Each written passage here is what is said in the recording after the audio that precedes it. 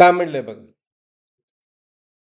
Ray from a point source of light situated at height h below the liquid surface having refractive index mu from a circular patch of light of radius r of radius what r on the surface. Okay, area of the patch विचारलंय.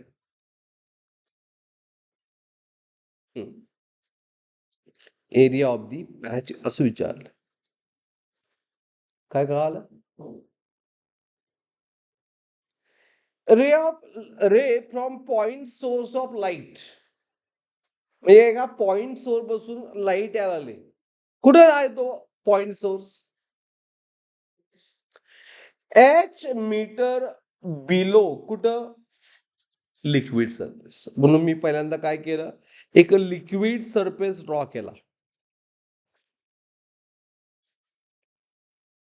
बरोबर. आणि इथं point source आहे. Understood? and how much height? H.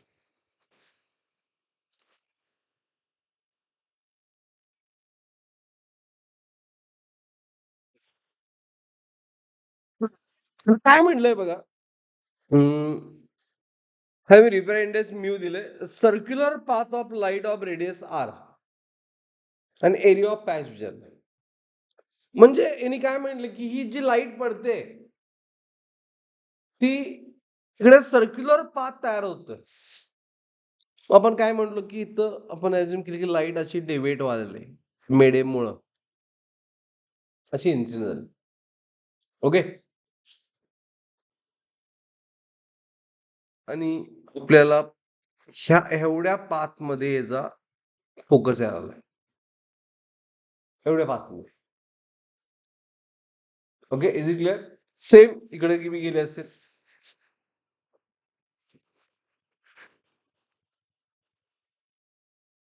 Is it clear even? इकडेच गेले असेल. Figure draw करा. आणि मग तो सर्क्युलर पॅच तयार झाला. सर्क्युलर पॅच तयार झाला.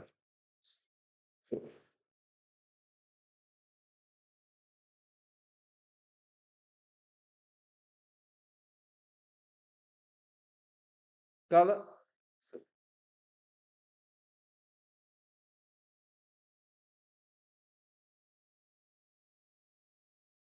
किंवा इथं तयार होईल सर्क्युलर पाथ. तर मग सॉल्व्ह कसं करणार?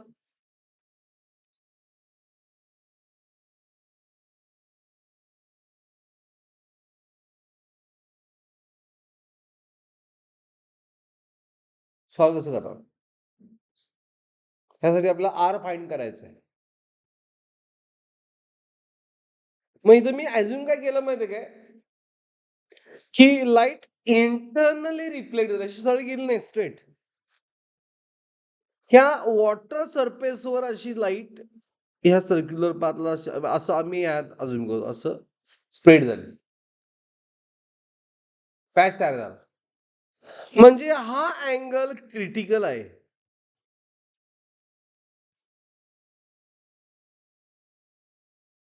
हा अँगल काय क्रिटिकल आहे. अंडरस्टूड? मग ऑप्शन आहे रेडियस. एरिया फाइंड करा. एरिया किती असणार त्या सर्कलचा? एरिया असणार पाय R square.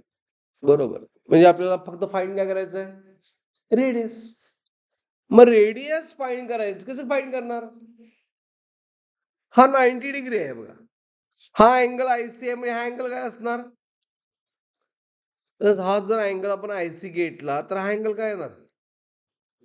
आयसीच. Alternate angle same. And sine I C काय असणार? क्रिटिकल साठी साइन आयसी काय असतोय?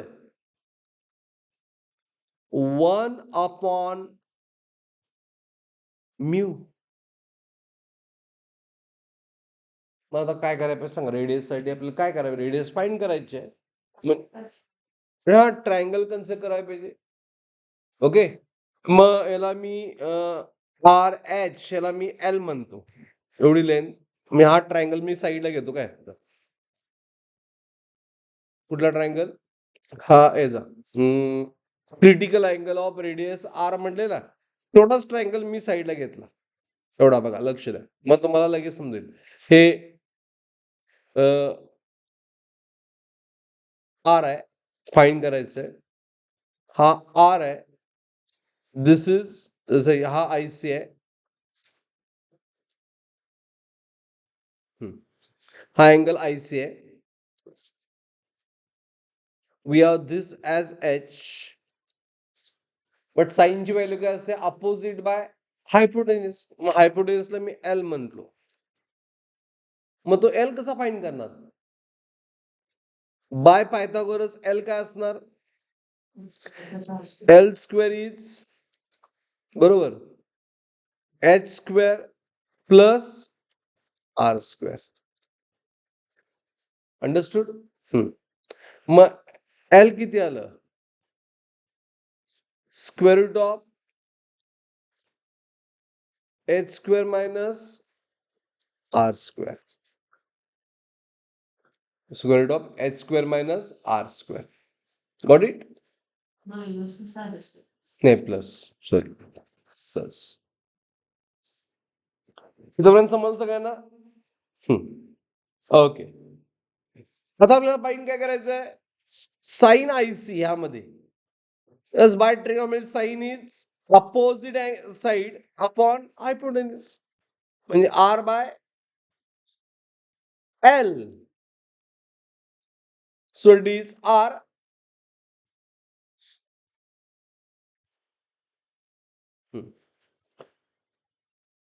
आर किती आलं?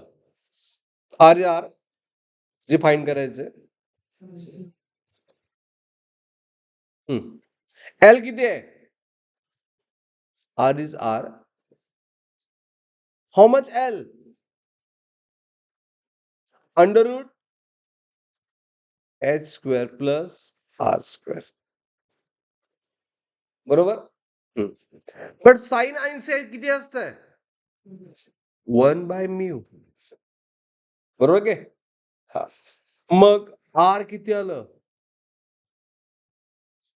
म्यू अपॉन अंडर रूट, नाही, चुकलं. आर किती आलं? Right, it is under route